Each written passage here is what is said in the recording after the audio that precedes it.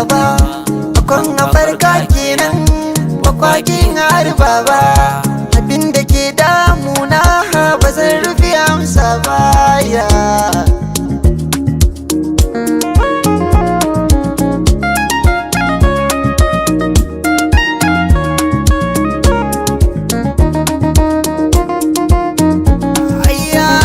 Sanadin haduwa shi ke rabe kamanni, daga an gamuwa an zo kabar tunani.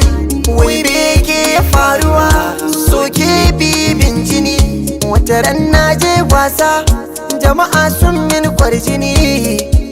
Wayata na yarda na rasa wasa da nema, na kira dan a ɗauka sai na jara an kashe ba. Sai na tura dan sako a gari a duba min, sai da na fidda rai na san ba za a ɗauka ba. Ashe da rabo yana bin rabo, akai da rabo yana biya rabo ne. Kaddarar wata gwana ce za ta ganni, sai na iske kira ban zaton waza na ji ba. Ni ce ta faɗa na tsinci wayar ko ba ka ji ba. Sai na ɗanyi shiru na ce mata na gode da kira, ki bani kula adireshin ki mu haɗin ganki da farko. Na ƙara jaddada kimar ki zumunta karta mata karko, da ce da ni ne tattaki ta ban wayata na sakko. Akan na amsa mata in je ko na yi fushi sai in sauko. Na zuwa sai gata ta bayyanar fuskarta, ta firgice dukkanta na kasa gane kanta. Ta ce mafarki ne ta yi ko zahiri amsar ta, akan ka na shiga cuta ana ganin walata. Wasan ka na yi wa bauta na baka raina kyauta.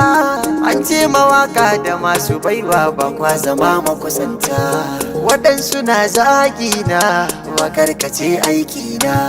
Hoton ka kan difi na nasa cikin ɗaki na, duk wanda zai nuna ni da bare ka zance gani. Batunta yaro ɗani ya kara sani tunani, batun waya shi kenan a yanzu kauna ce. Na tabbatar da masoyi akan ka baya yin dar, yanda rabbi ya soyi ta faru za a yi dodar. Akan ta bata tunanin ta ganna haka ta gudurce, ta so ni babu ragawa guri guda ta kadaice.